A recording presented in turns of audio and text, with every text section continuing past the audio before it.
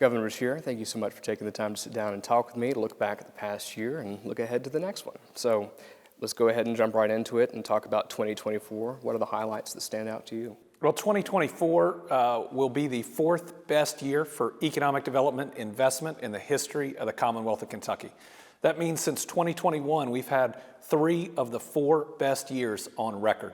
It shows our economy continues to boom, adding about $6.9 billion in economic development investment, another $250+ million in tourism investment. So we end up at about $7.25 billion invested in new projects in the Commonwealth. On top of that, we saw 9,425 jobs on the economic development side, even more, not that many, but more, a couple hundred on the tourism side. So really exciting what we're seeing. We think a little over 11,000 total jobs for the year. So a great year where our economy kept humming. We announced the Shelbyville battery manufacturing announcement, which is 1,500 jobs, where we're going to continue to lead the electrification space, this time in large industrial batteries. We move forward on healthcare, opening up Norton West Louisville, the 2 hospitals opening outside of Lexington, a big clinic in Maysville, the St. Clair UK partnership in Moorhead. You look at what's happening on infrastructure. The Mountain Parkway grant was enormous. Ended up creating more than $300 million additional dollars to push that project forward. We've now announced projects that'll connect over 80,000 houses to high-speed internet.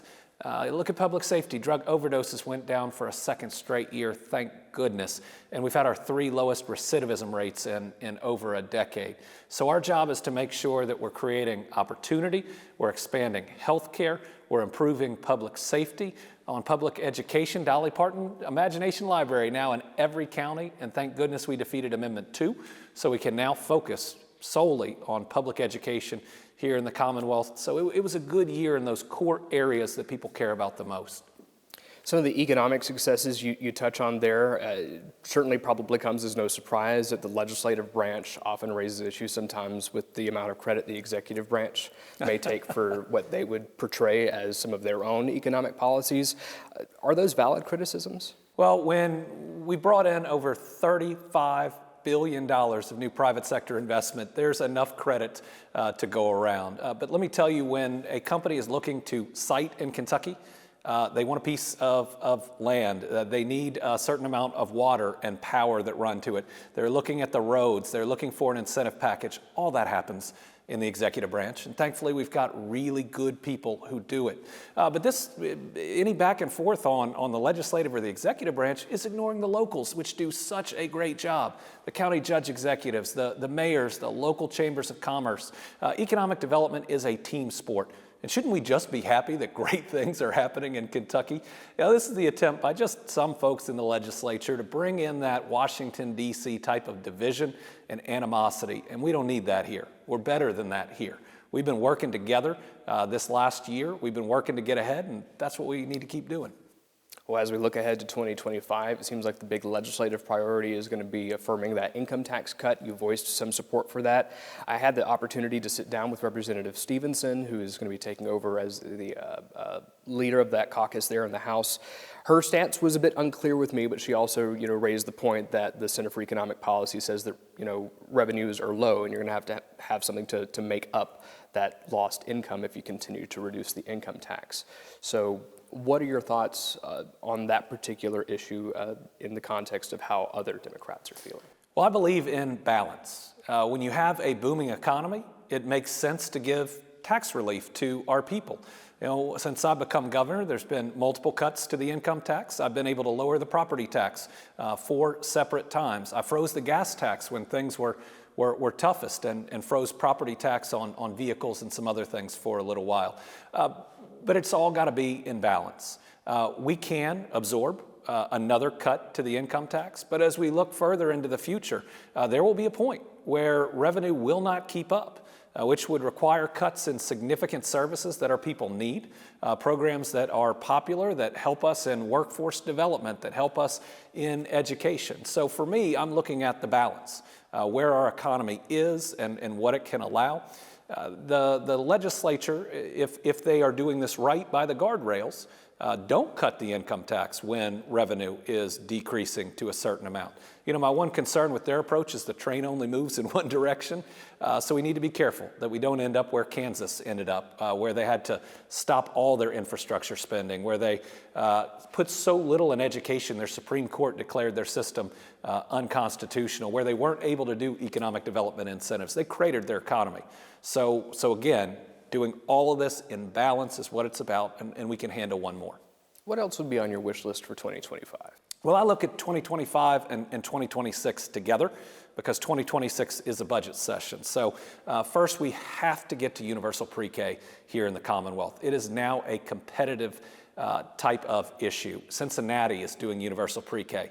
So think about a family in northern Kentucky that either can't afford pre-K for their kids or might be paying $14,000 for it. That makes us less competitive there. Georgia has universal pre-K that they pay for in part through lottery proceeds. So if we want to keep up, this is something we have to do. It's also the single fastest way we can improve our workforce, and over half our kids aren't kindergarten ready. Remember, we do this through our public schools. It helps all 120 counties. Even if you're a child care desert, it helps each of those counties. We also need to tackle affordable housing. You look at where we are and how we want to grow, now having almost 4.6 million people in the Commonwealth and announcing new jobs each and every day. I've talked with legislative leaders. There's some things that we could do this session. There's certainly more things we can do next session. We have funds like the Affordable Housing Trust Fund. Every dollar we put in that generates 9 private sector dollars. So if we were able to say, put $10 million in it, that'll yield $100 million of investment in affordable housing. We need to look at economic development in our infrastructure internationally. Most of our surrounding states have more international infrastructure, more international offices. We especially need one in South Korea, which is investing so much money in Kentucky right now. We need to continue to improve DJJ. We need those 2 new girl-only facilities. We need them closer to law enforcement, so we're not looking at hours away when they travel, and that helps us to have the modern type of building that's needed for security. So more than a few things on the list, but we're having constructive talks. And certainly some of those sound like some things that the legislature would also want to prioritize, the supermajority would. But how do you ensure that some of those other proposals, like universal pre-K that you mentioned, that in years past they've not got a committee hearing, I don't want to say dead on arrival, but how do you ensure there's some sort of traction there? Well, sadly, this universal pre-K issue has somehow become partisan. And I don't think a party should be against pre-K for our kids. But putting that aside, it's not about me. It's about Kentucky business and what they need. It's about Kentucky children and their success. This should be, and I think it will be, moving into 2026, the #1 ask for businesses, because this will increase the workforce significantly. This will open up federally funded child care slots for younger kids. The impact that it can have will help businesses in every single county, and it's the fastest, most direct thing we can do to help them. And what I'm hearing from businesses all over Kentucky is we're in, we're ready to make the ask, and that'll ultimately be how the legislature hears about it and where the real demands come from. Can you speak a bit about the power of local Democrats moving forward? As we've acknowledged here, there is a supermajority, and it seems to have a generational hold at the moment. You wrote an op-ed about what Democrats need to do to change things nationally, and you referred to your own election results from last year. But you also saw a turnout from this year and the number of Republicans that were easily reelected all across the state. What are the thoughts moving forward for Kentucky Democrats in order to change the trajectory? Well, I think you're seeing the change right now, because if you actually look at the numbers in Kentucky, the top of the ticket, Donald Trump won by 30 points. But Democrats didn't lose a seat in the House or in the Senate. That's the first time in 6 years, and with a 30-point margin on the top, you should see the other party losing seats. So I think you are seeing some changes. I think you're seeing some gains in the midterms. I think you'll see Democrats pick up seats. Certainly for me, I think that the direction ought to be what I talked about in the op-ed, and listen, that's advice for Democrats, Republicans, anybody who wants to move the country forward. It's the idea that people don't want this partisan fighting. They don't want these culture wars. They want their government focused on their job, their health care, the roads and bridges they drive every day, the public school their kids go to, and public safety in their community. If you don't feel good about those 5 things, you don't get to anything else. This last presidential election at the end, I think, came down to a gut check when people said, which of these candidates is going to help me pay my bills at the end of the month? And while I don't agree with maybe how that gut check turned out, it should give us a really good understanding of what we ought to be doing, of where we ought to be focusing. And so if the supermajority comes in and wants to play national partisan games, and I don't necessarily think that they do, what Democrats ought to do is focus on those core issues. Now, my hope is always for good government, is that everyone comes in and focuses on those core issues. And we've had really productive meetings with legislative leadership. It seems like they are focused on those things. So my hope is that we have a good, productive session where the temperature is turned down and we're able to achieve some things. Now, I know we are having a conversation here about local issues, but I want to discuss national issues very briefly. As you know, the Biden administration is wrapping up. What are your thoughts about what's going to be the legacy of President Biden as he's remembered? I think President Biden has made generational investments in Kentucky and around the country. Now it's taking time for them to be seen and for them to be felt, and I certainly wish some of them could have moved a little faster. But we're about to open up over $1.1 billion that'll be matched by another 1.1 private sector dollars to bring internet to every home across Kentucky. That is a game changer. You look at investments in EV or in chips. You look at bringing the supply chain that was around the world back to the United States after we saw all of the issues from COVID. I think that the impact on our long-term economy is going to be profound. It's going to result in better wages. It's going to ensure that we have jobs of the future. But that doesn't happen overnight. And it didn't happen in the couple years that it probably needed to happen, at least in terms of his election. But he never, ever focused on whether he won Kentucky or not. They answered the phone every time we called. The relationship that we had there has helped to bring in more jobs and more opportunity. That Mountain Parkway grant, the Brent Spence Companion Bridge, those are generational projects, and they're all going to come to fruition, in part because of the Biden administration. You speak of a warm relationship there. How are you feeling about the relationship you'll have with the next administration, especially given the context that at the very beginning of your time in office, you had a brief chance to interact with them? Yeah, I was Attorney General for the first 3 years of the Trump administration, and then I was governor the last one. And we had a cordial relationship. In the end, when we had calls, they were answered. Certainly during the pandemic, former Vice President Pence was easy to reach. The group communicated really well. And I appreciate his leadership during that period of time, too. So what this president can expect from me is when he's pursuing a policy that is good for Kentucky, I'm going to support it. When he is pursuing a policy that's bad for Kentucky, I'm going to oppose it. That's not because of my party. That's because I'm the governor of Kentucky, and that's my job.